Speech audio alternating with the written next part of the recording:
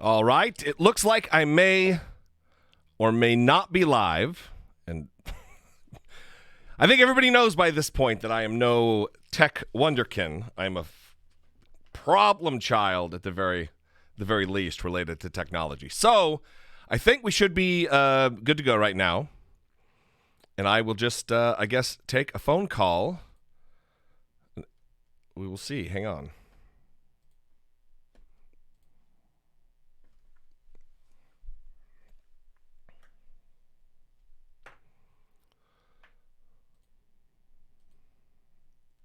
All right. So we'll just wait for a phone call. I guess that is what we'll do. Let me mute all my stream windows so I don't hear myself. And we'll wait for a phone call. I want to do more of this. It's just really the learning curve is really steep when you have my brain. I did just have a call from an international number, and if you are still out there, call back so we can talk about whatever's on your mind. And if you get voicemail, call back in. Don't leave a voicemail because that's just going to go to voicemail. Call back in until I answer. I know it's wonky and it's not great. There's a better method, I'm sure, out there. But this is what we have. Many of us are stuck at home. And we got what we got. Move my monitors around here.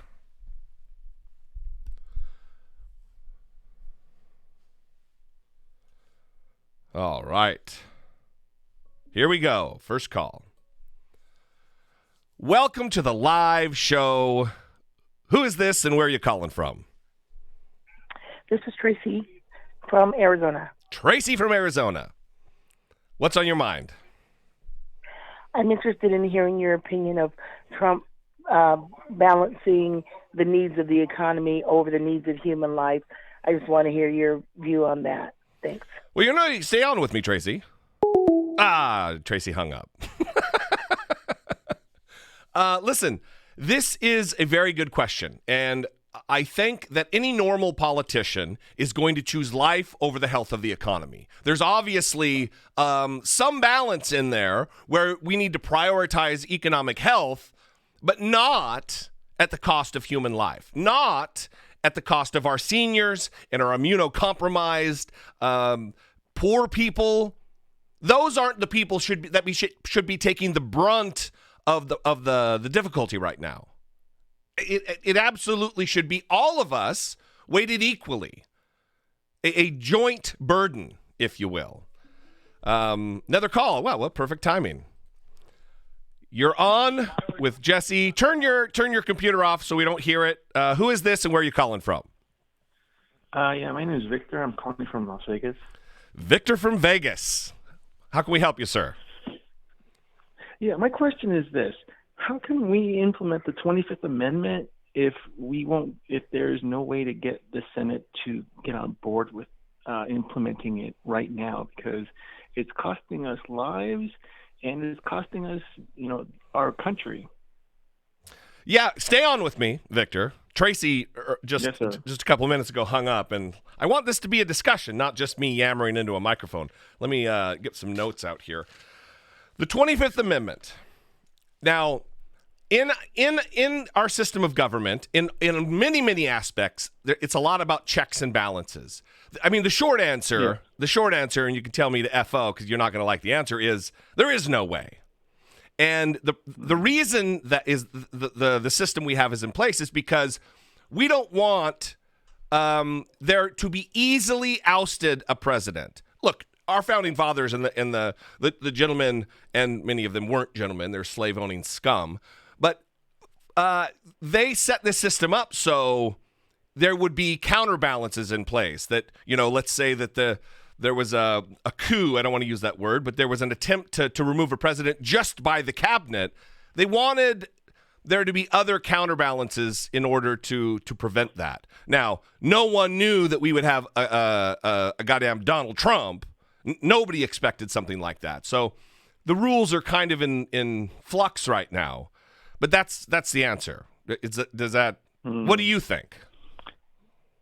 Well, I mean, if it takes the vice president to sign off on it, along with, I think, 14 or 8 other senators, along with the Speaker of the House and the undersecretary under the Speaker of the House, it should be done. I mean, I don't see how Pence can really agree with everything that's going on right now, since he's the one being thrown under the bus and run through with a shredder. Yeah. I mean, you would expect that, but he is kind of a servile dog.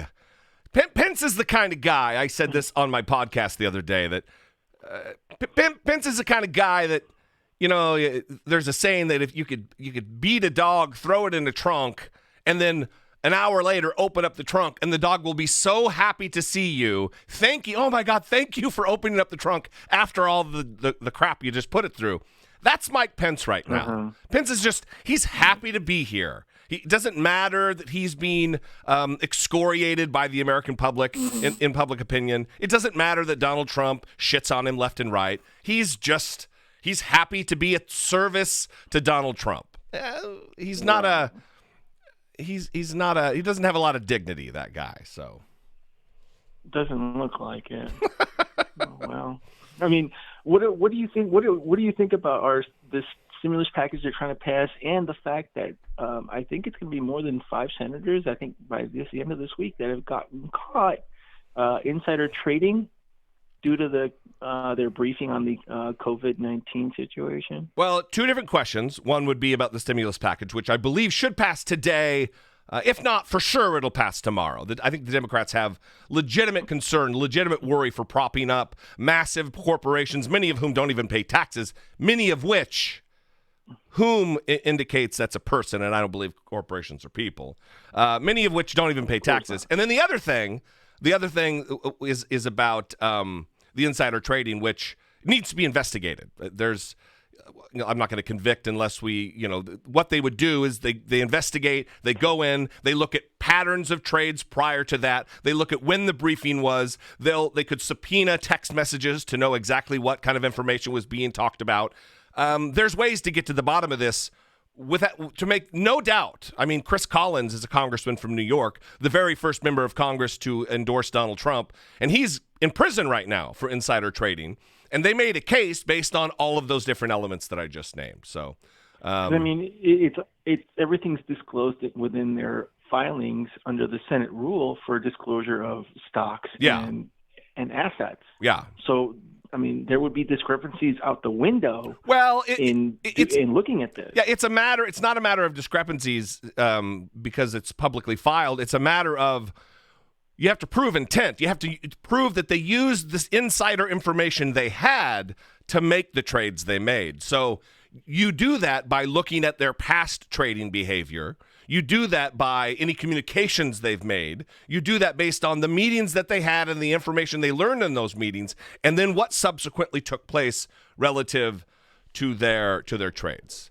Anyway, Victor, awesome. I want to give everybody a chance to chime in. So thank you for calling. Yes, sir. Victor from Vegas. Thank you very much. May I have one small request? Yes, I love small requests. That you might possibly entertain. Would you be willing to go on a podcast with a certain progressive YouTuber? Yeah. Have him reach out to me. Jimmy Dore? Have him reach out to me. Yeah, no problem. All righty. Thanks, you, Victor. Dollemore. All right. That was awesome. I like this. I like not just looking into a camera and not having someone to talk to. Another call. Thank you for calling. You're on the air. Who is this and where are you calling from? Hello? Yes, hello. Oh, hey, Jesse. How are you, man? I'm doing okay. How are you? Who is this? What's your name? My name's Jesse, too. I live in Dayton, Ohio. I've been following you for a pretty long time. And I was calling to ask a question about what's going on right now. Okay. Lay it on me. I'm sorry, I didn't. Yeah, absolutely. So I was wondering, and I know, the COVID-19 outbreak is happening and everything, but when it comes to voting, and I was a Bernie supporter. I'll put my cards on the table right now. I was a Bernie supporter. I didn't want to elect Joe Biden. It doesn't look like Bernie's going to win. Right. at the same time, I don't like saying that I'm a Bernie or bust guy, because I honestly, I'm not. But at the same time, what I'm trying to tell people and what I'm trying to get through to people is that no matter how divided the left is, the right is always united when it comes to the final part. And people need to understand that you might not agree with Joe Biden on a lot of stuff, but guess what? We don't have to worry about a Congress or a Senate that thinks, evolution, it should be taught in public schools, and, we should bring back prayer and stuff like that. We wouldn't have to worry about that kind of stuff if we had someone like Joe Biden. I mean, I know that's kind of abysmal in light of what's happening right now, but I mean, what do you think? Do you think that Joe Biden, if he wins the nomination, do you think that you would support him? I mean, I don't know. I just wanted to get some insight from somebody that I've been watching you for a long time, and I wanted to know how you felt about the whole thing. Thank you. No, just stay on the line with me, Jesse. Stay on the line. Yeah, I'm here. Yeah, listen. I am a. Let me turn up my headphones. Hang on. I am a vote blue. People are getting sick of hearing that, and they think that particular turn of phrase is off-putting. But I am a vote blue no matter who, because you might not like Joe Biden, and Joe Biden's not my first choice. I think that there are many, many things that are problematic about Joe Biden, not just his past, but also his candidacy. And my go-to when I talk about this is, one, it is a matter of, you have fantastic privilege in this world if having another 4 years of Donald Trump doesn't bother you enough to vote against him. So, for instance, exactly. Listen, my life would be completely okay if Donald Trump was president again for 4 years. I have health care. I have an income that wouldn't be threatened by it. But there are millions of people who fit into whatever different group that wouldn't be okay if Donald Trump was president again. And I'm not going to refuse to vote for Joe Biden because I'd be okay. I'm going to vote for Joe Biden, even though he's not my choice, because of the fact that there are all kinds of people who will be inexorably harmed due to another Donald Trump term. The other reason is because of the Supreme Court. I've talked about this before, but remember when Kavanaugh was when his confirmation hearings were happening. Remember when Neil Gorsuch when his confirmation hearings were happening. People were losing their minds like it was the end of the world. Imagine if you hate a 5-4 court, imagine what a 7-2 Supreme Court is going to do and how that is going to be handled. How gay rights will be rolled back. How abortion rights will be rolled back. It is not just about, I don't like Joe Biden. There will be generational damage done to the United States of America if Donald Trump is put in for another 4 years. So Bernie or bust people need to suck it up, love their country, and love their fellow citizens, and do the right thing and vote for Joe Biden. Because you're right, Bernie isn't going to be the nominee. And I was just putting together the stream a couple hours ago, and I accidentally went live when I was supposed to not be live, and I was wearing a Bernie shirt. I am a Bernie supporter. Yeah. I voted for him in the primary in 2016. I voted for him in the primary in 2018. It's 2020. Jesus. And so I can't be called someone who's not a supporter. I've given him money. I absolutely support Bernie, but I also support not having Donald Trump in again. Go ahead, Jesse. There's so much, and I don't like voter shaming at all, but there's so much voter shaming and this litmus to be a Bernie supporter. I've been voting. I just turned 33, but I've been voting since I've been old enough to legally vote. I mean, I worked for the DNC for a long time. I don't agree with a lot of the stuff they did. I was disappointed in 2006 when they got the House and the Senate, and I could go back to 100 different things. The thing that I'm not gonna, set something out, and in the 2016 election, it wasn't just the presidency that the Republicans won. They won tons of governorships and tons of seats in the House and tons of seats in the Senate because so many people were just like, you know what, I don't like Hillary, so I'm not even going to show up.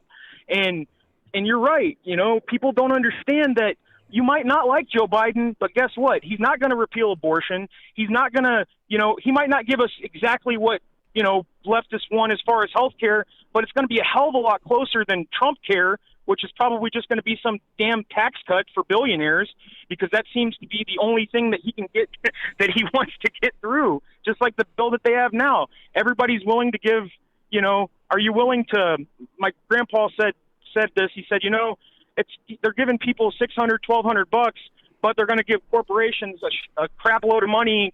In the meantime, he goes, it's kind of like giving Judas the 30 pieces of silver. Here's your 30 pieces of silver while I give people that make billions. But yeah, I'm kind of rambling, but you see what I mean. I see what you mean. So thank you for calling. And this episode of the Jesse and Jesse Show has to come to an end. Definitely. Thanks, Jesse. I appreciate it, man. Thank you. Thank you for calling in. Very good points.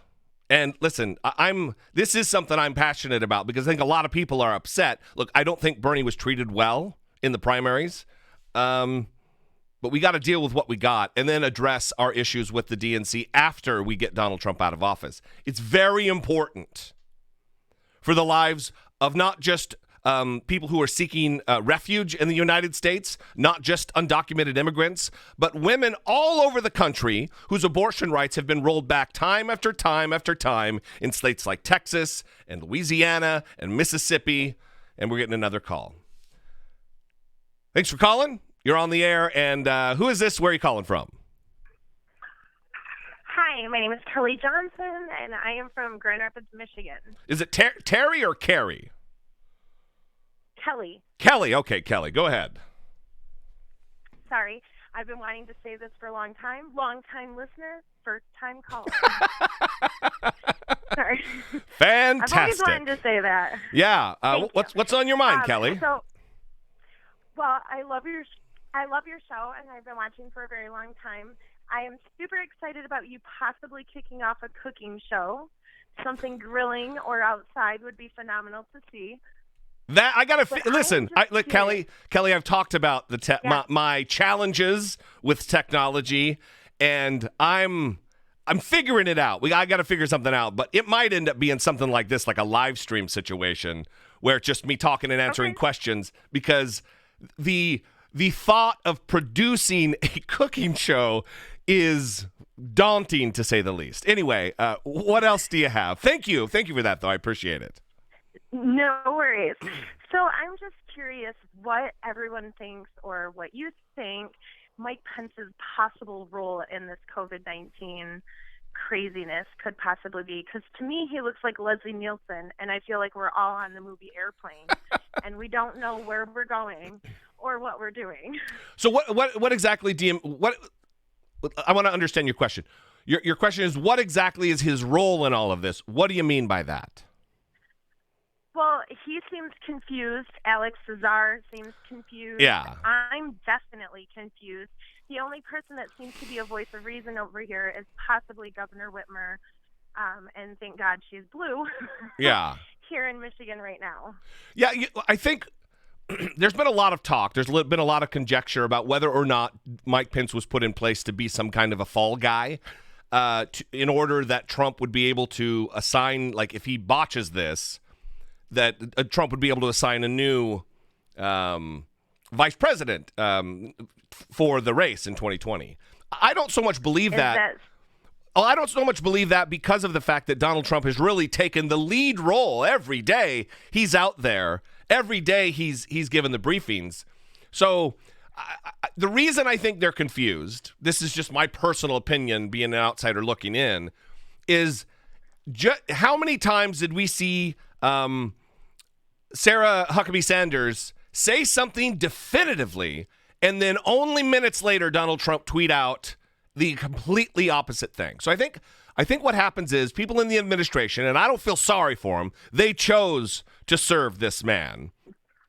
I agree. I think a lot of times what happens is they're very tepid in the things that they say, knowing there's a really high likelihood that Donald Trump is going to contradict them and make them look like assholes. Bigger assholes than they already are. Yeah. Noted, for sure. Yeah. Okay. Well, thank you. All right. Thank you. Yes, thank you very much for having me. Have a great day, Kelly. I wonder what everybody else thinks. And also, when I hang up the phone, can everybody else hear the doo-doo-doo, the thing? Anyway. Another call. You are on the air. What is your name and where are you calling from? This is Joe calling from Tampa, Florida. Joe from Tampa, Florida. How can I help you, sir? Well, I'm just curious if you've heard anything about our governor down here allowing New Yorkers fleeing from the quarantine in the city to fly into our airports down here. Well, I have not. I haven't heard that specific thing, but let me say that I don't know that there's really any way, unless there's a complete and utter travel lockdown, to stop people. My home state is Idaho, and right now there's a massive outbreak in Blaine County, which is where Sun Valley is. It's a resort town in Idaho, because Californians are fleeing to their summer and winter homes there to get out of California, and it's causing a major problem. So what do you suggest? And by the way, your governor is a dipshit. I'm not giving him cover at all, but what is your specific criticism with him? Well, I don't think they should be able to fly down here. I think they should shut down all domestic flights between anywhere where there's an outbreak to another city that's already dealing with or another state that's already dealing with an outbreak. Yeah, I don't necessarily disagree with you, but until that is done, I don't know that a governor has the power to dictate to the Federal Aviation Administration what rules they do or don't follow. It would really need to be Donald Trump. And the other problem, and this is not really related. Well, that's not going to happen. This isn't super related to what you're talking about, but it does deal with your governor. Is he's been very flaccid, if you'll forgive the term. He's been very flaccid about how he's dealing with Florida and quarantine, orders to quarantine, and stay-at-home orders. And I believe that to be the case because of, and this is, again, just my stupid brain working, that Donald Trump has a lot of money tied up in his clubs, Mar-a-Lago, Doral, his golf course down there. And if there is an order that businesses close because of the virus, Donald Trump is going to lose a lot of money. Yesterday, he got on stage and he started talking about on stage. Yeah, it is on stage for Donald Trump. He got up there in the briefing room and started talking about relaxing the recommendations to stay at home because we got to get this economy back on track. And he only did so after 7 of his clubs were ordered to close by the individual states they're in because of quarantine orders. So he's losing lots of money, and that's when he decides to start relaxing the national standard to stay at home. That's what I think. And the Washington Post did a little write-up on it, but I think it makes a lot of sense given Donald Trump's track record and his history. So, Joe, thanks for calling. Hey. Good talking to you. I would like to know what everybody else thinks about that. I don't think it's. I don't like to dive into conspiracy territory because I am no Alex Jones. But I think there's some validity to it based on past results. What's the saying that past results are not indicative of future results? Well, that is the case with Donald Trump. We can look back on his behavior and see that you could follow the money to know whether or not Donald Trump is on the up and up. And he most certainly is not in this regard, because every organization, even the World Health Organization, just held today that we're going to be the next hotbed for outbreak. You are turn me down. I certainly don't need to hear my own voice when it's coming out of my stupid face. I just did. What's your name and where are you calling from? Bob from Pennsylvania. Bob from Pennsylvania. What's on your mind, sir? This stimulus. Mm-hmm. How is it going?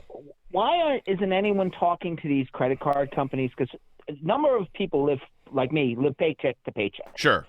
With the stay-at-home order, I'm losing money. I can't pay my bills, but yet they're all worried about these corporations. How about giving something to us going to the credit card companies and saying, look, you got to give these guys a waiver or whatever you want to call it. No, It's like they don't. Go ahead. No, go ahead. I'm sorry. No. You've got the floor. Go ahead. Continue, please. It's like they don't just. Well, I know the Republicans don't give a hoot about anyone but the rich. But I mean, come on. We have thousands, if not hundreds of thousands of people in this country now that could lose their homes, could lose everything because all the Republicans care about is the corporations. Yeah, listen, I am very concerned about it. One, let's look at it from this perspective, that in 2008, we bailed out all of these big banks, these giant, massive financial institutions, kept them afloat, making sure they didn't fail because they were too big to fail. Why don't they step up to the plate and do a little payback to the American people? And rather than the government, again, bailing out these companies, and listen, I've talked about it in a video, I think that there is some necessity to bailing out, I'm not talking about banks right now, but certain industries, because we would be looking at hundreds of thousands, if not millions of people out of work if massive companies go under. So there is something to be talked about there. But like you're talking about, Bob, we need to first take care of the individual American people, then take care of the corporations, many of which, God damn it, I need to stop doing that, many of which don't even pay taxes because of Donald Trump's insane tax policy and tax reforms. Companies like Amazon didn't pay a dime in federal income taxes last year. That's a problem. So that is why I think the Democrats are doing the right thing by holding this bill up only by hours. It's not going to be weeks. It's only going to be held up for a little bit, where they can iron out the details to make sure that the American people are getting the lion's share of the benefits here, and not massive billion-dollar companies who don't give a damn about your particular situation, Bob, in Pennsylvania. I mean, there's like the jobs are, first of all, I live in an area that there is no real work. I have to travel just to go to work. Yeah. And luckily I just got a job where I'll be working through this. I'm in one of those companies that is going to keep running. But I'm one of the lucky few. Right. Yeah. The majority of people around, especially around where I live literally paycheck to paycheck, and the jobs are all minimum wage. Absolutely. Yeah. Listen, I'm with you. I think that they're luckily we do have, and this is, you're not going to hear a lot of praise from me coming out of my mouth for Chuck Schumer and Nancy Pelosi. But now is the time where we're lucky to have individual legislators and leaders in Congress who know parliamentary procedure and understand the ins and outs of working a deal like this, because in my opinion, they're doing the right thing. So thanks for calling, Bob. I appreciate you. And good luck to you. I hope things are smooth. Same to the rest of you guys. All righty. Good call. Listen, a lot of people are struggling right now. A lot of people are uncertain about what their futures are going to be. And this is one more reason why we need a competent leader. This is one more example of elections having consequences. And look, I lost a lot of listeners and a lot of viewers in 2016 when Donald Trump was elected, and I put the onus that if you lived in certain states and you voted for Gary Johnson or you voted for Jill Stein, that was a problem, and you helped get Donald Trump elected, and now we're feeling the repercussions of it. So everybody needs to think about what's going to happen in 2020. Thank you for calling. Who is this? I sound like a DJ. Turn your radio down. Turn me off. What's your name and where are you calling from? Hello, this is John from New Jersey. John from New Jersey. What can I help you with? Yes, I have one question. This has to do about healthcare. Everyone knows that they're trying to do the universal healthcare, but I was looking into it. Nixon signed the bill S-14 into law on December 29th, 1973. And that brought about the HMOs to make profits off of us. Mm-hmm.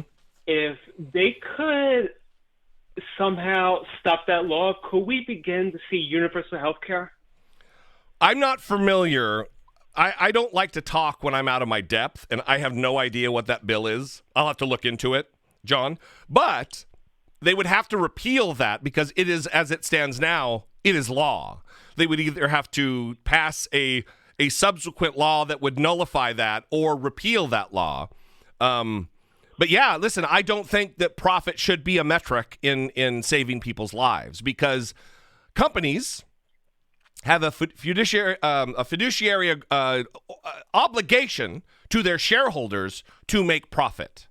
That is why oftentimes it is an immoral system we live under. When people talk about capitalism being immoral, it's that a company doesn't have to look out for its employees. A company, by law, it's against the law for them to go against their best interest financially, their shareholders' interest financially.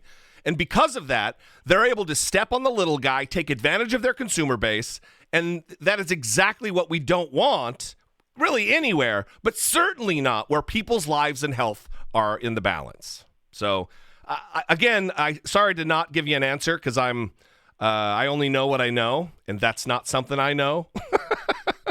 But I tell you what, I will look into it, and maybe it'll be an upcoming thing I talk about in a video.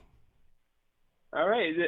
Honestly, that's okay. That's the best answer I've gotten so far because no one has actually gotten a chance to answer that. You're the only one so far. Well, listen, I'm in many ways I am a dumb guy, and I'm not gonna get out of my element. So that's out of my comfort. You are the sage that we need right now. So don't worry. I appreciate that, John. Thanks for calling. That is something I think we should all. I'm trying to model good behavior here. Where I'm not going to talk about something that I really just rambling on when I really don't know. So it's already bad enough. I'm sure. Why don't I get any troll calls? All these trolls in the comments talking all kinds of trash, and none of them seem to be showing up today. What an odd thing. You're on the air with Jesse, with me. What is your name and where are you calling from? Hello, can you hear me? I can hear you. Hi, I'm Alexis. I'm calling from Brookline, Massachusetts. Oh. What can I help you with, Alexis? I wanted, what are we supposed to do as Americans if our governors are not listening to Trump and start opening things up, and we are extremely high risk? Like my family, and my doctor's pretty much said I can't catch this. It would be bad. Wait. And Okay. I have a. I wanted to make sure that your doctor didn't tell you can't catch this. Like you're not physically able to because. No. Yeah. I'm not, if I catch it, it would be a very bad thing. Right. I don't like to talk about it because it scares me. Yeah, that's fine. Yeah. And I also have a son who has premature lung disease, and his doctors have said we really don't want him to catch it. And I live in a state where, thankfully, it's Massachusetts, and our governor is a Republican, but he's not one of the worst Republicans. Right. But at the same time, he was really resistant to every step he's taken so far to shut things down, has not wanted to. And he used to be the head of an insurance company, so I don't know how great he is. But yeah, what do we do if, especially the people who live in red states? Yeah. Yeah. No, listen, you're touching on something that it echoes. It's an echo of what I just talked about earlier, from a little different angle. And I hate saying it because people get pissed and they don't like to hear it because they think it sounds dismissive. But elections have consequences, and this is one more reason that not voting for Joe Biden because you don't like the guy will be a bummer. Because when we're facing something like this again, and trust me, we will. We don't want another Donald Trump or Donald Trump. We want somebody who can put people around him, even if he or she isn't going to be the greatest. He or she will put people around them to make good decisions. Now, to answer your question more directly, I feel for you. I have a deep empathy for you because you're going to be put in a very stressful situation.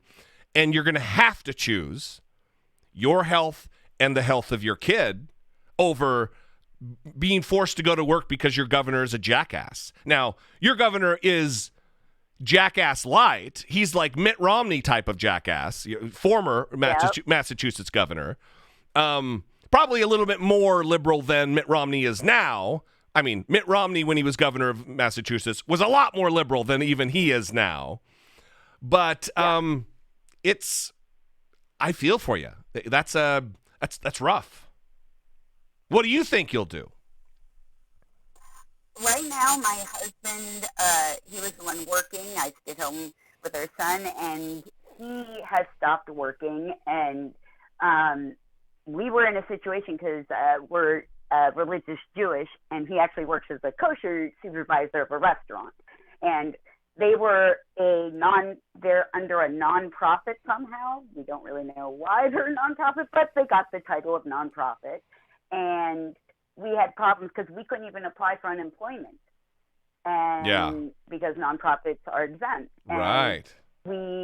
If everything opens back up and people start going back to work, there might be pressure upon him to return back to work as well. Where right now they're being really understanding. It's hard. Because it's so, every time he goes out of the house, it's like a panic-inducing thing. Yeah, like, sure. Will he just breathe in the wrong moment? And it's like I almost wish we could just, say, okay, Cuomo, let's just switch you right now. Yeah. He at least gets it.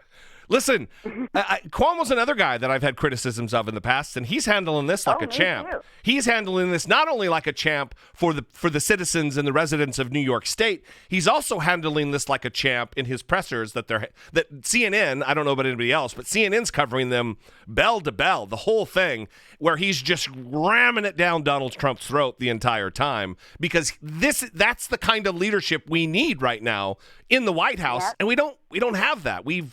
We've got the opposite of that. So, listen, Alexis, stay safe. Make sure that you're not venturing out. That you're taking. I mean, obviously, you're going to do that. I haven't left the house since this all pretty much started to unravel like a week and a half ago, 2 weeks ago. Yeah. Well, good. Thanks for calling. It was nice talking to you. These are the kinds of things I'm talking about. That if you have so much privilege that it doesn't matter whether we have a Donald Trump as president, you need to think about that. You need to think about people like Alexis and her kid and her family that are going through something right now. You need to think about people like John, people like Bob, who are going through this right now. Turn us down. Yep, I'm turning it down now. Awesome. So hang on, before I introduce you and have you talk, everybody else when you call in, yes. Not you, because you just did it, but everybody else, this is to the audience at large. When you call in, turn your YouTube down or have it ready to turn down right away if you hear my dumb voice, because it's very distracting in my ear holes. How are you? What is your name and where are you calling from? Well, Jesse, this is Sandra, and I'm calling from Virginia. I see that I see that on your area code, and I used to live in your area code in Fredericksburg. Wow, I love it. Fredericksburg is beautiful. It's a little tribal, but it's beautiful. What was your name again? It's Fredericksburg is a little tribal. No, I'm sorry. What is your name again? My name is Sandra, Sondra. Sandra. How can I help you today, Sandra? Well, I'm calling because, everybody's concerned. And you had one caller already call and talk about this, and it's about the bailouts. And what concerns me is that none of these people, except for, we're not dealing with the mortgage. We're not dealing with mortgages yet. It's coming. Yeah. But it's coming. The tsunami is just beginning to hit. Yeah, I believe that. What frustrates me is bailing out the airlines again when they should have been. They've got risk management teams. What are they doing? Well, here, go ahead. I'm sorry. I was ready to. Well, it's frustrating to see it because I've got an MBA and I can barely get a job. Sure. Because I'm 61 and I'm a woman, and of course you know what 61 and a woman is. You're invisible and you're an insurance risk. Well, that's what it is, and it's a subtle form of discrimination that's no longer subtle. It's not. I was going to say. I was going to say it's not subtle. It's pretty up in our faces. It really is. Everything's in our face now, and what's frustrating is questioning some of these people and having to come up with. You have to come up with basically not a fight, but you have to come up with some sort of a response to every one of these questions or answers that these people are coming at you with. And it's like, are you kidding me? What alternative universe are you living in? Yeah. Seriously. What alternative universe are you living in? This is not the truth. The truth is it's a pandemic. The truth is this is a tsunami that's going to crush everybody. And the truth is that I, as a taxpayer, do not want to bail out any more transportation companies. You know, hey, I'm looking at this like the Tea Party, man. You know, well, throw the tea into the Boston. Listen, so am I. Look at it this way: we have a golden opportunity here, and we need to shout it from our rooftops. Since we're all at home anyway, just get up there and start screaming in your neighborhood. That this is our moment to nationalize the airlines. If they want to bail out, that means the taxpayers will own a massive swath of their company, and we will maintain that ownership. We will nationalize you. Since you can't get shit done yourself, you can't manage yourself, because when you have overwhelming profits, you're doing stock buybacks. Yeah. Then you know what? You're relinquishing control, at least Absolutely. in some way, of your company. We need to put labor leaders on the boards of these companies, not just rich people. This is our moment to take advantage of a terrible situation. And these companies that didn't manage themselves well, poorly managed themselves, not looking for a rainy day that something bad could happen. So fine, we'll take control, or at least partial control, and have some say in how you run your business. Well, we're going to have to, because actually I thought, you know, I was in the travel industry. You don't know that. I was in the travel industry in the 1980s when everything was going back and forth, and we lost. We lost. Anybody that was in the travel industry lost, because we lost the federal portion of the Federal Aviation Administration, making sure that these organizations and companies were working properly. We really lost track of that through privatization, and we're really in a bad way here. And as you know, I'm sure you're on my side when it comes to unionization. We have to go back to a little bit of unionization, because I work in a right-to-work state. I can get fired anytime I want just for That's right. frowning in the morning. Yeah, they don't need a reason. Like, not only is Virginia a right-to-work state, it's also an at-will employment state where they can shit-can you for no reason. Absolutely. Yeah. And this to me is just shocking, because, and I'm just going to end with this, Americans have been so blind, they have no idea that they are shackled and hostage taken by corporate America, to the point of it's insulting. I look at it and I go, whoa, I have to step back, and people don't understand why I step back so much. And I'm like, you don't understand. Hey, you're in a contract. They're gonna pay. They're gonna take your money, and you've written off every one of your rights to do business with that company. And wait a minute, where's our antitrust laws? Yeah. Hello. Well, Sandra, I get a little crazy. Let me ask you a question that's unrelated to any of this. I think that I have like this little, it's like a hobby where I like to pick where people are from. And you live in Virginia now, but you sound like you got a little bit of a New England or something New York going on in your voice. Are you from there originally?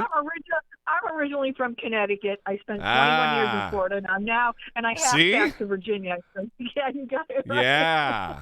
See, this is this is the show I need to take on the road, where they have I'm in a room with thousands of people, and they come up to a microphone and talk, and I guess where they're from. Yeah. I love it. Anyway, I don't want to take any more of your time, but it was brilliant, and hopefully people will start to elevate to the unification of, coming together and starting to fight for our rights back, because we have lost so many. And if we don't, you're absolutely right. If we don't get the Donald out, we are going to or someone like the Donald, we are going to end up with Supreme Courts for generations. Yeah. Just the austerity. So that's going to happen. Who are you going to vote for the Democratic nominee in 2020? Of course. All right. That's going to be my question of the day. So if you call in and you get connected, prepare to answer that question. Thank you, Sandra. It doesn't matter who anymore. Yeah. Oh, you're welcome, Justine. Thanks for being smart, and thanks for being aggressive, and thanks for telling the truth. Thank God. Yay. That's all I got. All right. Have a great. That is all I have is aggression and truth telling.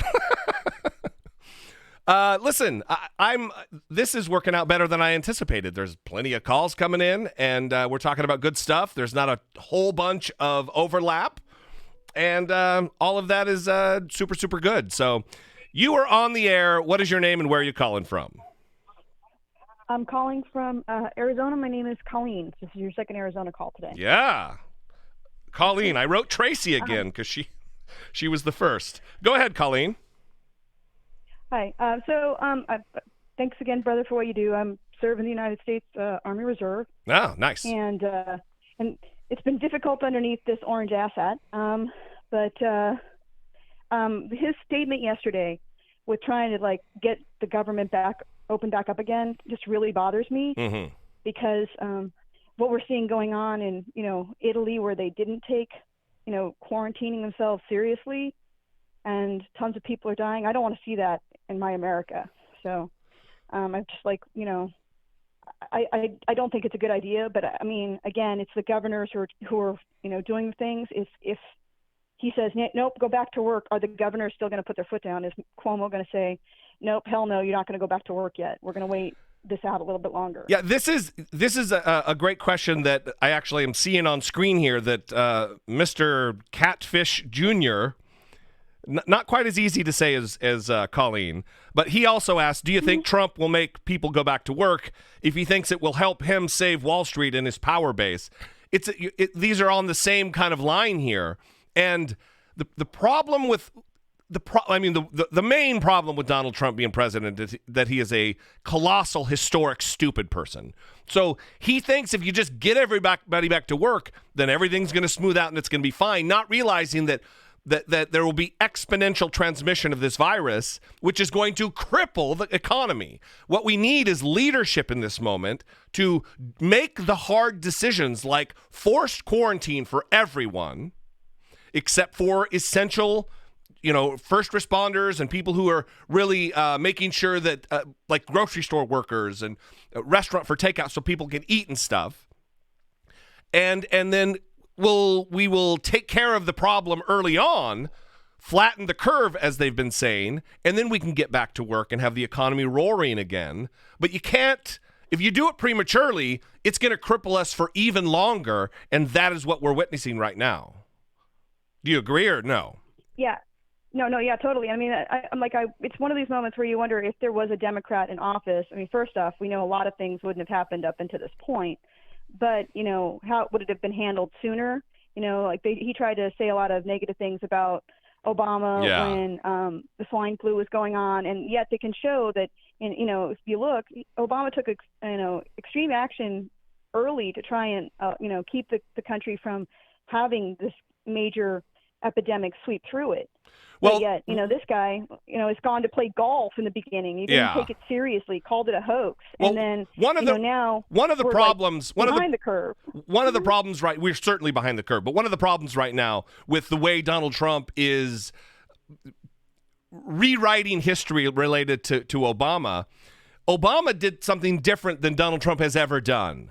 And that is, he showed deference to experts, scientists, epidemiologists, doctors, physicians, nurses, people who actually are on the front lines in the field. He listened to them. He didn't get up there in a press briefing and say, Yeah, it's just going to miraculously disappear.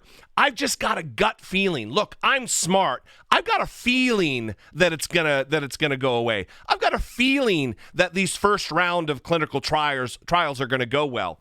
Let me tell you, your feeling is based on nothing except for your stupid dome and all of the nonsense that's in there. It's not based on facts and data and research and actual, double-blind clinical trials, which is how we normally develop vaccines. And I ranted for long enough, so I'm with you. I mean, I'm like, not seeing Dr. Fauci there yesterday is very problematic, right? I mean, because he's the man who steps up and goes, no, wait a second, I'm not calling these drugs a miracle drug just yet. We're not sure how they're, working with the virus just yet. We're not going to do that. And, every time he gives a little pushback to Donald Trump, of course, it makes him angry because you're not, siding with the great master, ruler of the world. So, so not seeing him at the press briefing yesterday, and then seeing that, he's talking about the drugs. We had somebody in Arizona take one and die. He took it that's meant to clean a fucking fish tank, but he took it anyway. Yeah. And he's dead. His wife is clinging to life support. Right. Again, it's because they listen to their magnanimous leader and not really think about things through. So. Also, one of the drugs that Donald Trump touted the other day is used in the treatment against lupus. People who have lupus, and now that drug is a massive shortage for people who need it to treat their already existing disease. So Donald Trump is not just endangering us through his lack of leadership through this particular crisis. He's making it worse because he's a goddamn mook. That's the problem. Again, that's why we need to vote for whoever the Democratic nominee is in 2020. Who are you going to vote for? The nominee or no, if it's not Bernie? Blue no matter who. All right. Blue no matter who. Good deal. Thank you, Colleen. Thank you. I know I'm beating a dead horse here. I know people aren't going to like it. I know people are going to get angry. I know people are going to unsubscribe.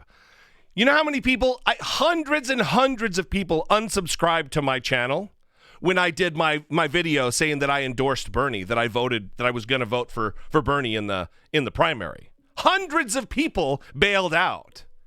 What is that about? Why not have a conversation about it? Not just throw in the towel because I said something you don't agree with.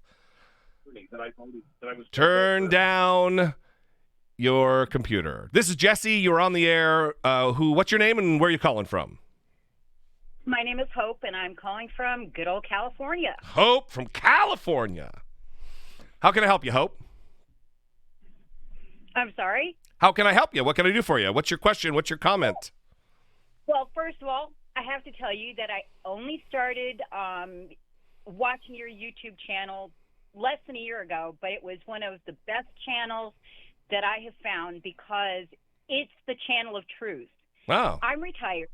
I am a retired person, so I live on a fixed income, and I am buying my home, and it will be paid for in April of next year, and I'm going to start being one of your donors. I will be more than glad to contribute towards your channel because it is worthwhile. You give us the truth, and it is really appreciated in this day and age of big liars. Listen, I appreciate that, Hope, but let me tell you, seriously, I appreciate it. This is one of those moments where it's the thought that counts more than the action. Do not, if you're on a fixed income, just watch. That's awesome. Take care of yourself. I'm doing fine. Thank you, though. I really appreciate it. Oh, it's my pleasure. Trust me. And just so you know, Democrat all the way. Don't trust the Republicans as far as I could throw them. Good deal. Did you have a question or? No, I basically wanted to tell you that I think it's wonderful that you're doing what you're doing because you speak the truth and people need to open their eyes and their ears and learn what the facts are. I've encountered people who are Trump followers. They don't watch anything but Fox News. Yeah. And a couple of them, I have browbeat them till they are finally thinking about what's going on. Every time something Trump does affects our economy and retired people and disabled people. I put that word out there because everybody needs to know. And I've actually convinced a few people to vote Democrat. They will not vote Republican again. They're sorry that they did. Yeah, that's good. I wish I had that kind of persuasive ability. I also, you're tapping into something here. It's one of the reasons why I wish someone would get through who doesn't agree with me, somebody who wants to push back, somebody who's a troll, yeah, even somebody who wants to be an asshole. I'm fine with that. I'm not just some talking head with a script who can't think on his feet, and I would relish the opportunity to talk to a Trump person, but alas, there's none that are getting through or calling. So, thank you, Hope. I appreciate the call and the sentiment. Listen, the support is a beautiful thing, and it doesn't escape me. I feel very blessed and lucky, privileged to be in the position I'm in to have a YouTube show that people appreciate and like and everything else. So thank you so much. Just keep doing what you're doing, and you will make me one of the happiest people in California. Right That's on. all I ask. Keep laughing. Love that laugh. Love that smile. You've got it going, dude. Just keep doing what you're doing. We appreciate you. I appreciate you, Hope. All right. Ida, Linda, Mr. Catfish Jr., thank you guys so much for the super chats. I know it's I'm trying to pay attention to what's happening in the calls, and I've got two different monitors going here, and sometimes it's a lot going on. So thank you for calling. You're on the air. What is your name, and where are you calling from?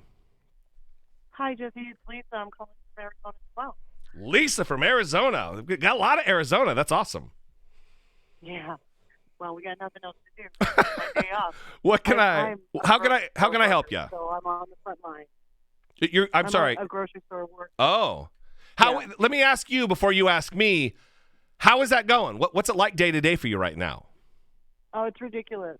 That's all I got to say. It's just ridiculous. We can't get enough product from the warehouse to even half stock our stores. So let me ask you, I'm fascinated by this, so now I'm going to ask you a few questions.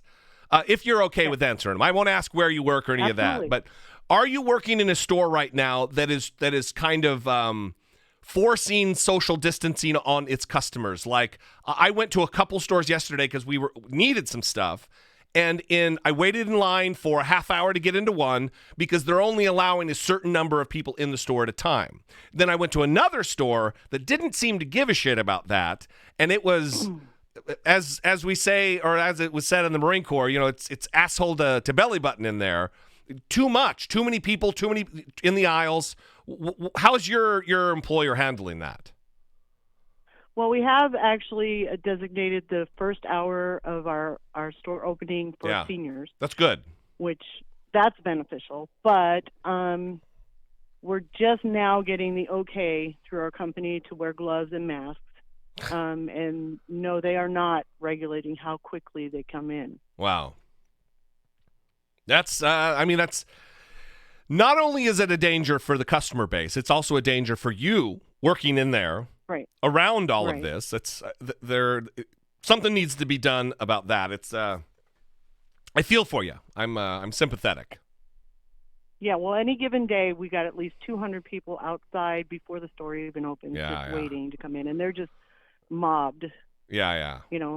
But my actual question and reason for calling is, why can't we do a multiple stimulus package where they are more one regulated towards just the citizens, us 99 percenters, us people out here day to day working paycheck to paycheck, and then worry about the corporations and the big business later on.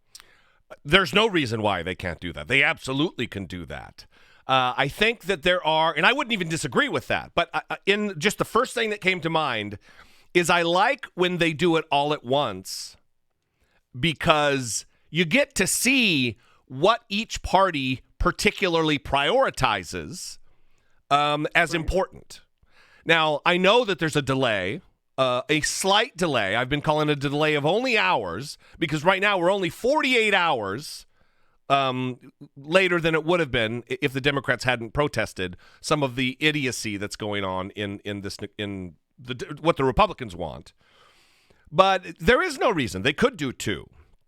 Now, if they did it the way that you mentioned it would be the way they would need to do it, which is do the citizen one first, and then the business one. But the problem with that is you don't get to leverage your different elements of negotiation against the other. So, for instance, you don't get to say, okay, we're going to give $500 billion to citizenry, whether it be in the unemployment benefits going forward or whatever else they decide to do, and then you would get to say, well, Republicans, well, we want $700 billion for corporations.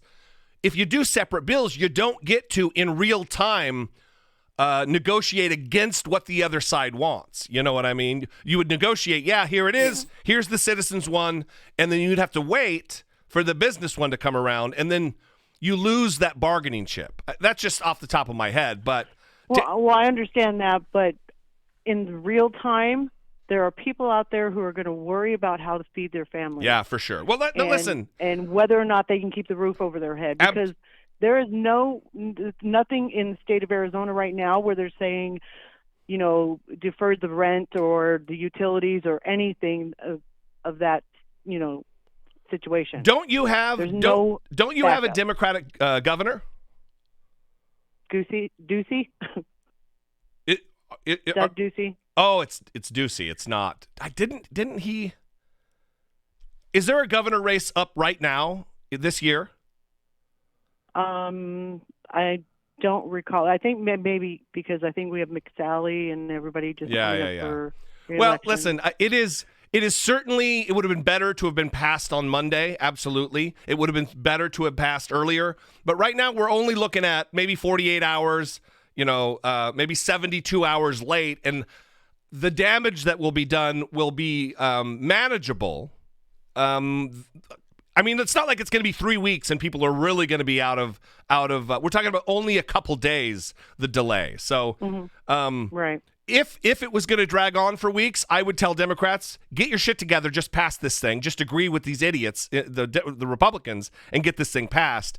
But I don't see that as the case. I think they're going to get this thing wrapped up today, no later than tomorrow. That's my prediction. That would be fabulous. A headline. Let me look at my phone. It hasn't been done yet because I would get an alert on my phone. So, but right. Mark my words. Mark the words of this dumb guy. I think it'll be done today or tomorrow. Jesse, you're not a dumb guy. We love you. You're great. Thank you, Lisa. I appreciate voice you. of reason. Thank you. Oh, I cut her off.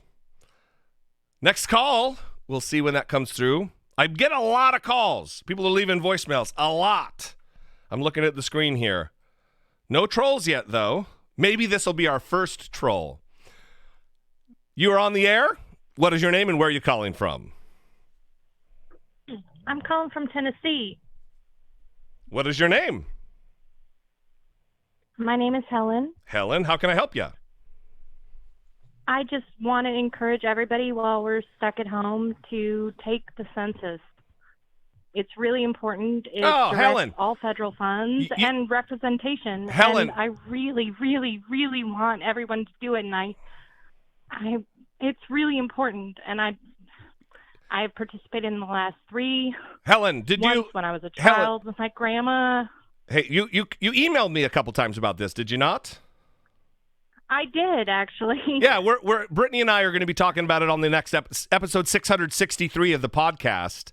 Okay, good. It didn't. It's just like we're all stuck at home. I think we might as well do what we should do.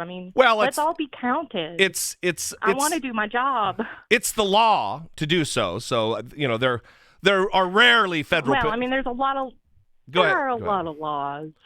Yeah, right. There's no reason not to. If you want to get the full rundown of why you need to do it, and I'm talking to the audience now, not you, Helen, because go out there and I do. Look on YouTube. Really important. Search YouTube for John Oliver Census. He did an entire segment about it, talking about just how important it is. It's not just so we know how many people are in the country.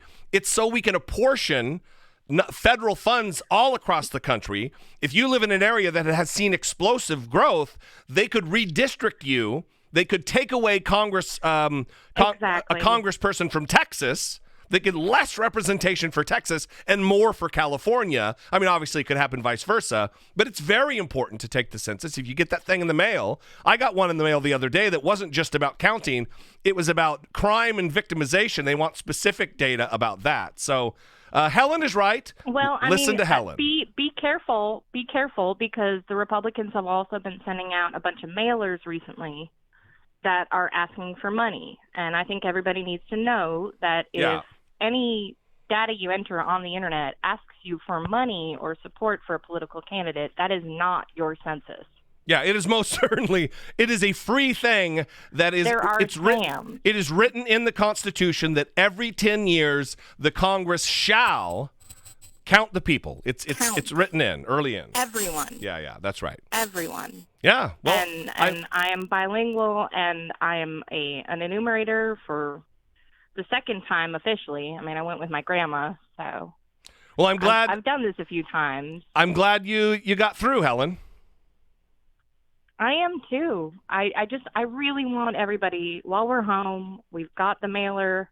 If you haven't, you can go to census2020.gov and you can find a link and contact them, and they will send you the mailer with your actual identification. But that's if you don't. I really want people to be prepared. That's if you understand that if anybody asks you for money, that is not the census.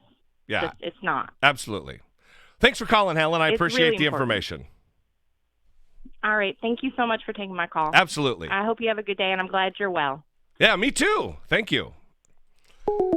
For sure, that's an important thing, the census. And do that. Google, because I'm not going to go through all of the data here because I don't have it at my fingertips, but Google John Oliver census, and it is very, very important. And I understand the trepidation. I understand the apprehension to let Donald Trump know exactly what's going on in the country, but it's a constitutionally mandated thing, and there are benefits that they can't ignore. They can't ignore the numbers.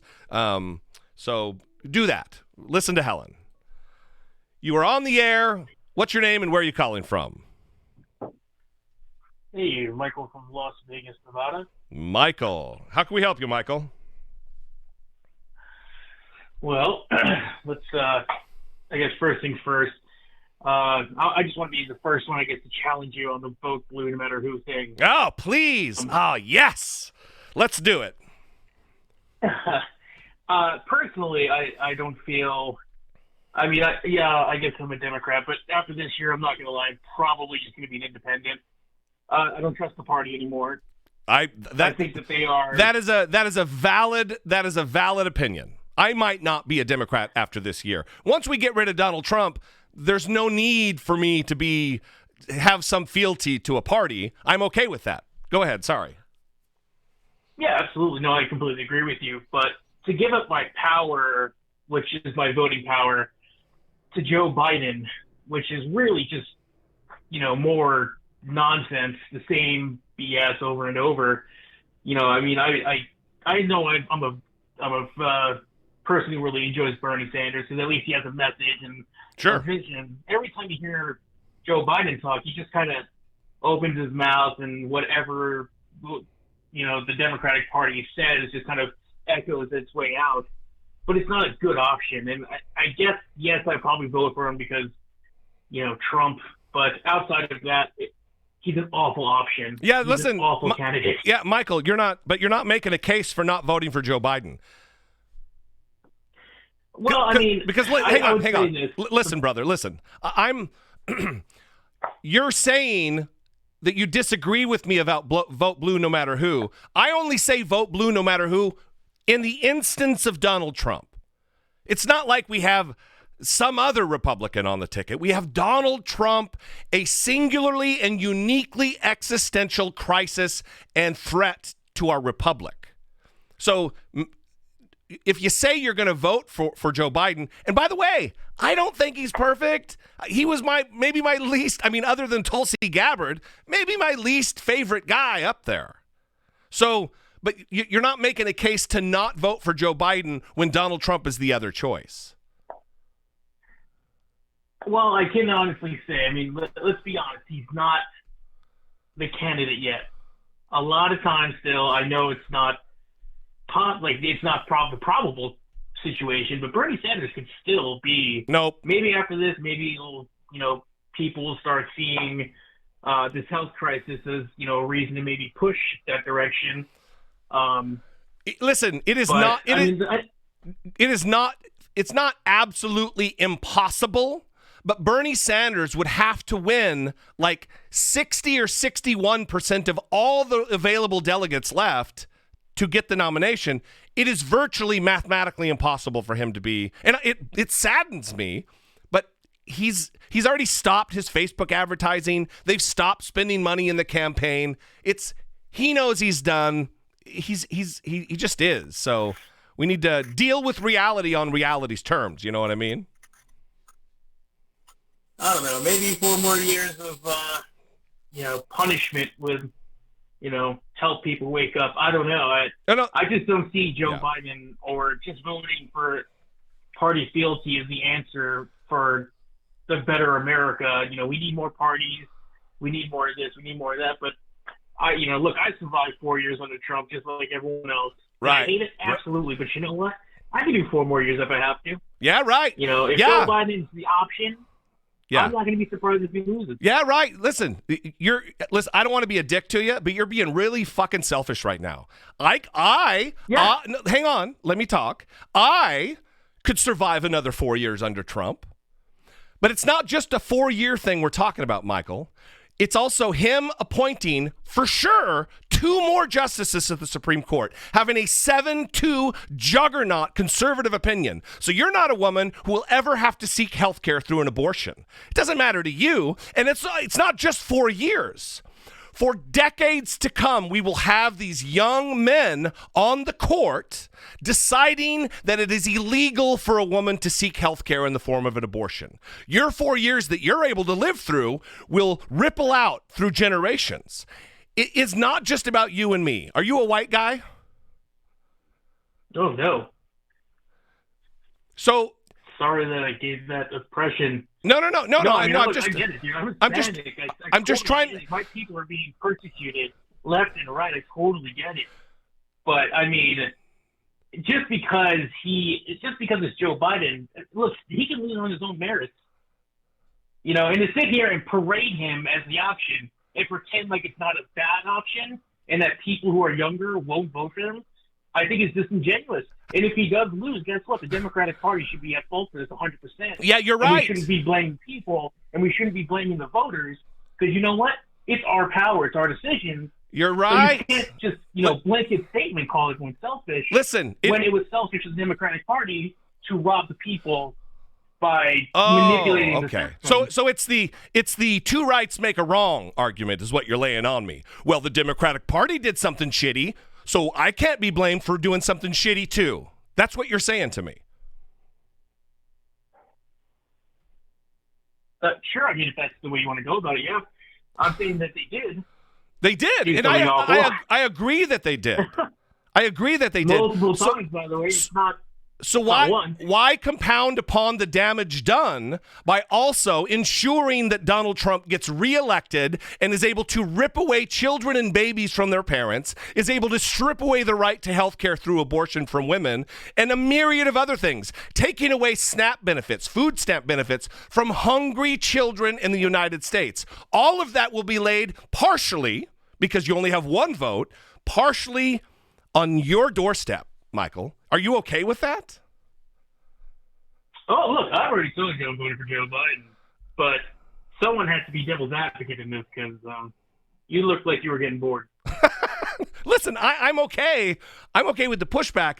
I think I'm making the case for voting for Joe Biden, even if you don't. Listen, I'm making the case to myself because I'm not a fan of Joe Biden. But I'm still going to do what's right, and it is what's right, because of all the different issues I just laid out. I'm going to leave you with the last word, Michael. You got about 60 seconds. All right. No disagreements here. Look, I come from my whole family is Trump sycophants. They all love him. They all couldn't possibly think any better of him. My best friend is, my boss is. I'm surrounded by these people, and believe me, I'm as sick as the next person when it comes to seeing the things that this man has done to destroy the country. But I cannot pretend like I'm not just as sick with the Democratic Party and what they've done between the Hillary Clinton 2016 and 2020 votes to basically blue ball or blacklist any other candidate from even seeking, and not just Bernie Sanders, I mean Tulsi Gabbard and whatnot. Sure. So I just hope that when, time comes to vote, I hope Joe Biden wins, but I pray that we in the future learn that just because we're given the option doesn't mean it's a good option. Yeah, I'm with you. It should be heaven or hell. It should also be other options towards those things. Right on. Well, thanks for the call, Michael. Listen, I didn't, we're having a spirited debate, so I hope you don't hold it against me for. No, I think you're awesome, man. Thank you. I drifted into dickhole territory a little bit, but I appreciate you, Michael. I actually kind of enjoy it. All right. The problem with some of what Michael at the end there was talking about, I know I said I'd give him the last word, is the fact that, hold on, caller, I want to finish this thought, is that he's talking about, the disease or whatever, the sickness in the Democratic Party. Are we really going to choose a devastating illness that's going to kill us all, being Donald Trump, because we don't want to vote for a cold or the common flu? And that's the comparison here. If you don't like Joe Biden and you don't like the Democratic Party because of the sickness of the party, you're talking about the flu versus total collapse of your respiratory system, being Donald Trump. Anyway, you're on the air. What's your name and where are you calling from? I'm calling from Tennessee, Barbara. Barbara, another Tennessee caller. How are you? I'm fine. Voting blue in a red state. Very good. What you have a question? Well, no, I just wanted to say I'm real concerned about our election still because I was reading that we don't even have a quorum in the Federal Election Commission where they can't That's true. Instigate an investigation. Yeah. And we've already seen what happened with the last one, and I just worry about, having Donald Trump for 4 more years. It just scares me to death. That is something I really should do a video on. Thank you for bringing this up, Barbara. It is we don't have a quorum. There, in the Federal Election Commission is like a committee. There's several people, and if you don't have all of the positions fielded, how about that? They're not able to utilize the power within them to investigate and levy punishment. And that's a problem. And that's also by design by Donald Trump, because he hasn't been appointing the people that are necessary to keep the thing healthy and operational. I know. Is that not scary that he has to appoint someone to fill out the form? Yeah. What it should be mandated in statutory language. It should be mandated shall, not may, or it's the difference of making it a mandatory thing, not allowing there to be a vacancy for longer than 15 days or 30 days or something. So, Barbara, you gave me an idea for a video, and I appreciate you. All right. Well, I really appreciate your show. I've learned so much. I take my right to vote very seriously. I voted for Bernie in the primary here, but if we got Biden, we got Biden, and right that's on. who I'm going with. I am with you. But I appreciate your show very much. Thank you. Thank you for the call and for the idea. That's something that really needs more attention. I don't think a lot of people know that about the Federal Elections Commission. So I think I'm going to take one, maybe 2 more calls. Here's the one call. We'll take one more call after this one. You are on the air. What is your name and where are you calling from? My name is Raynard. I'm from Pittsburgh. Raynard from Pittsburgh. Yeah. Sir, how are you? I'm good. How are you doing? I'm doing great. My TV's a little off, so I was like, oh, I got through, and I paused the TV. Yeah, good. But I wanted to be after the fellow Bernie bro, because I used to be like that, where Bernie could do no wrong in my eyes, but then I had to come to realization of what's really going on. Yeah. Is this Rayner podcast listener, Rayner? Yeah. How great that you got through, brother, right? I called when you first did like the test. I was like, oh, he's about to be on, and I called. Oh yeah, that was me being dumb. So let's get a flavor for you. So you're a Bernie supporter still. You voted for Bernie in the primary, right? No, I mean, yeah, no. So PA didn't have their primary. Not yet. But had you planned to vote for Bernie in the primary, or are you still going to? I would like to, but I honestly, I'm not going to waste a vote. I mean, realistically, I would love Bernie Sanders, and I would love for him to still be it. But as we know, mathematically, it makes no sense. Sure.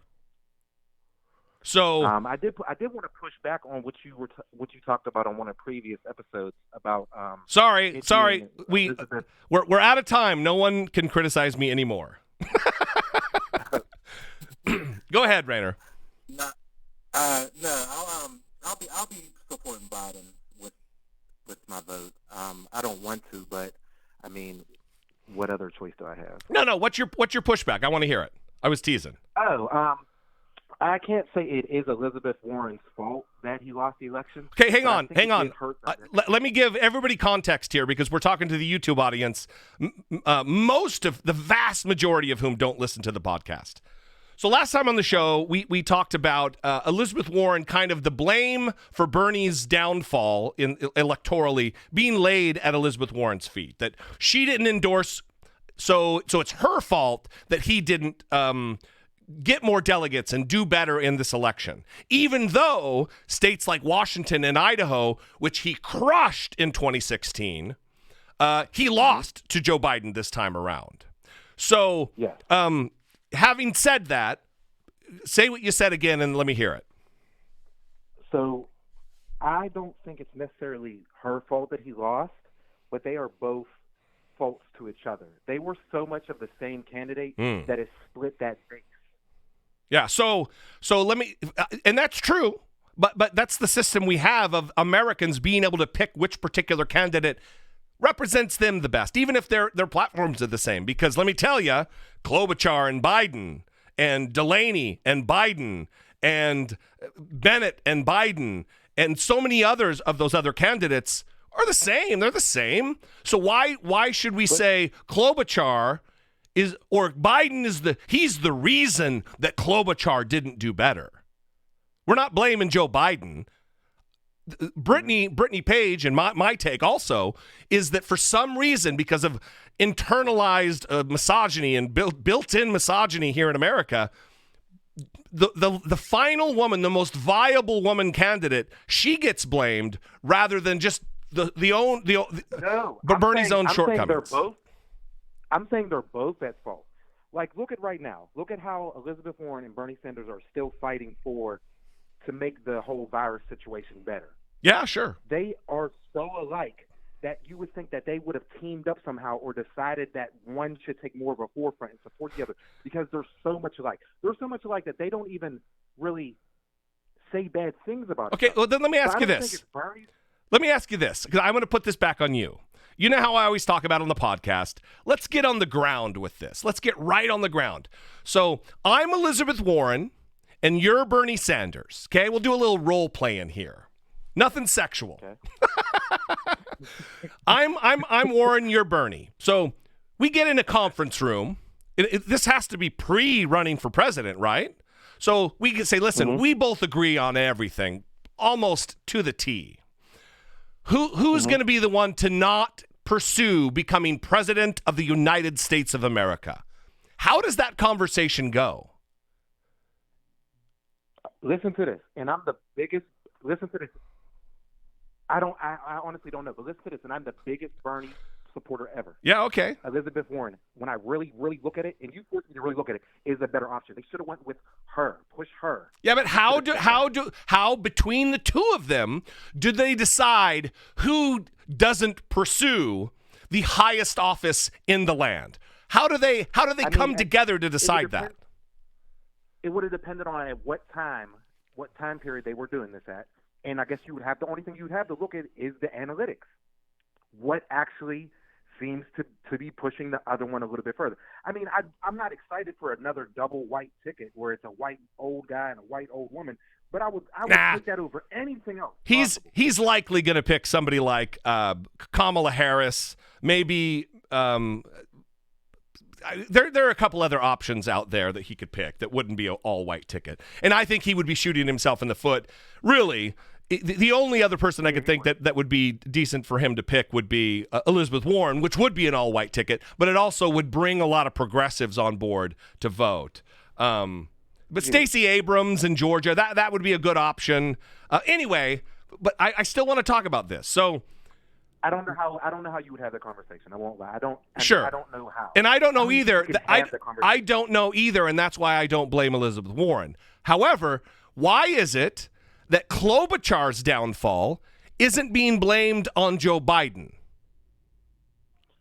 I can't argue that. I'm not a fan of her, so I don't. Yeah, but we don't have to be fans of them, though. I'm really curious as to. Elizabeth Warren is getting shit on right now because it's her fault that Bernie didn't win the nomination.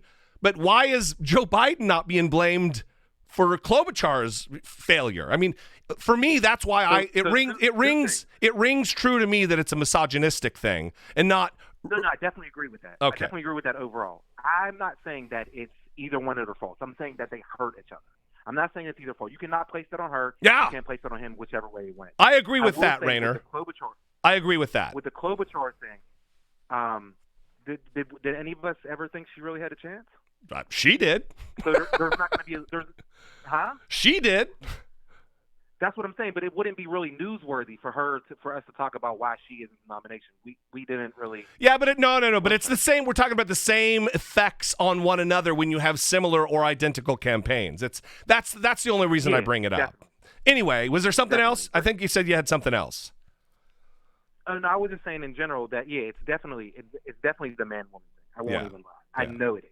Yeah, I know it is. I wish it would have went another way, and I'm almost dumbfounded. I'm going to read a little bit more on why he lost out in these states that he did so good on.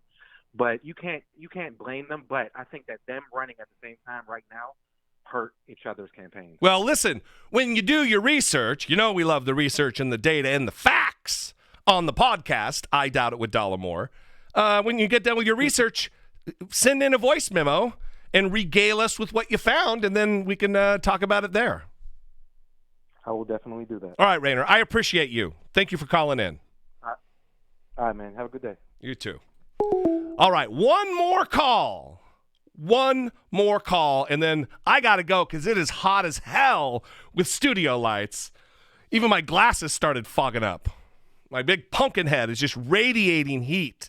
It's just like a furnace on fire inside of my giant melon. Too much? There's got to be one more call.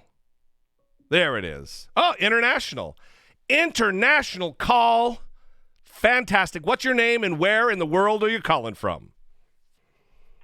How you doing, you big ginger sausage?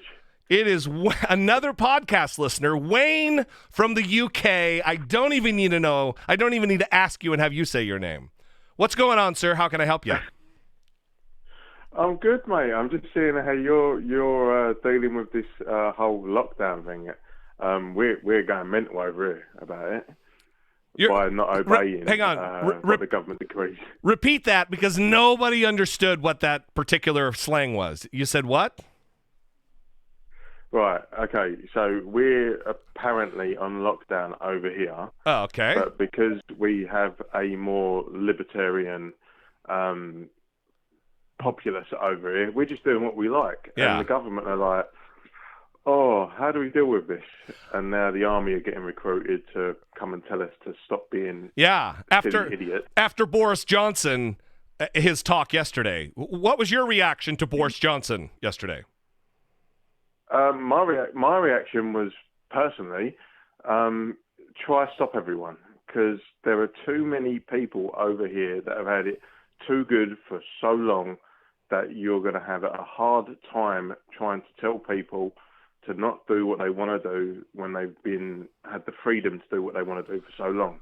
Well, I know in France right now, they're actually levying like 130, 150 euro fines if they catch you out and you don't have the proper permissions to be, like, you can walk your dog, you can do whatever, you can go to the grocery store. But outside of that, you're going to be getting pretty hefty pretty hefty fines if you're. Are they doing that in the UK? Not as yet, but the thing is, we tend to follow what's going on in Europe. Yeah. As I said in my voicemail to the show the other day, we look to Europe and we look to America and see what they're doing. Well, listen, you guys are going to be in trouble if you're looking to us to see what we're doing, because listen, I thought about this yesterday when I was watching Boris Johnson talk, and I'm like, what happened? What alternate universes am I in when we've got this goofy haircut over here and then this goofy haircut over here, both leading powerful nations on this planet? What is happening? They're like cartoon characters. Well, I can tell you on very, very good sources that Boris Johnson, before he goes on stage, ruffles his hair. Yeah. As a way to come across as like, I know what I'm doing. I'm a little bit hapless, but yeah, I know what I'm doing. But he is a ruthless operator. Yeah. He is an absolutely ruthless operator. I've heard this too, that he thinks it's like disarming someone, like they don't take him as seriously, and then he's able to get away with a bunch of shit. Right? Is that kind of it? Yeah. He'll cuddle you and then stab you in the back. He will cuddle you and then stab you in the back. Well spoken, Wayne from the UK. Well spoken. And so take heart, my friend, that you're the final call of the day. I've got an hour and a half now, and it was fantastic talking to you. Well, let me tell you right now, it's going to get worse over here with regards to the Alex Jones kind of martial law thing. That will be what we'll have as an equivalent, but it will be like, just stay at home, mate. Yeah. Don't go to the shop. Yeah. But in America, that will be seen as like, oh my God, the police are shutting us down. Yeah, well, listen, once infection rates start to spike, I think people will get it. In your country and here. I mean, our numbers are out of control right now, but they're only going to get worse. And when they do, people are going to realize that they're not immune from this. What's going to happen, because people are selfish assholes, it's once someone in their life gets afflicted, they'll find their empathy, but it'll be way after they find their tragedy, and that's not great. Exactly. I mean, how many states have 60 million people in America? California. Yeah. So we are the equivalent to California, and most of those people are congregated in the southeast of England. I mean, Scotland's got like 6 million people. Scotland is like so sparsely populated, but it's part of the UK, and this is the misunderstanding that I think a lot of Americans have, that the UK is massive and vast. It's not. It's a tiny, tiny country. Oh, yeah, How we ruled the waves back in the day, I do not know. Yeah, right. Most of it is concentrated in the southeast, and London has got the biggest virus. What's the word I'm looking for? I don't know. Are you passing it on? Oh, infection rate. Infection rate, sorry. Yeah. Transmission rate. Transmission rate. London has got the biggest transmission rate in the country, but that's because we've got the tube. We've got public transport. Everyone is crammed in on each other. Yeah, same and you're New small. York, same as you're California. small. You have a lot of people packed in. That's why New York City right now is going through what it's going through, and that's why New York has a 10 times higher infection transmission rate than any other state in the union, because that's our largest metropolitan area where people are just stacked in on each other. Anyway, listen, I'm ready to die here with this heat, so I'm going to go. I love you guys. I appreciate you. Thank you for calling, Wayne. I got to go get a drink, brother. All right. So I'm going to turn this off so I don't get any more calls. Thank you, guys. This I need to do more. I would love to. I put this on my community tab. I would love, once this video posts, for comments. Is this something you want to see from me? Go back to my community post tab and tell me. This is something I can do quite often. It's actually pretty easy. I was able to work it out pretty effectively, I think. If you have suggestions, let me know. As I always end videos, I ask people, I humbly ask that if you are in a financial position to join, to be a channel member for as little as $1.99 a month, you can click that join button and help support, as many callers have talked about, what I believe is the truth, backed up by facts and research and data and the reality. I would invite you to at least consider it. Thank you guys so much for all of your support. You can email me at, daily@dollemore.com. Call me at my normal number. This is the podcast number, so don't call this one unless you're a listener and you're calling in to leave a message for the podcast. Thank you all so damn much. You are the best. I appreciate every single one of you. Stay safe out there. Be genuine and be good to each other. Take care of one another, because in times like this, that is all we have is community. That's all we have is one another. So I'm going to go because it's just like I'm like a sausage in here. Just sweat, just packed in a layer of sausage wrapper or whatever, casing. So I love you guys. I appreciate you. And I'll see you next time.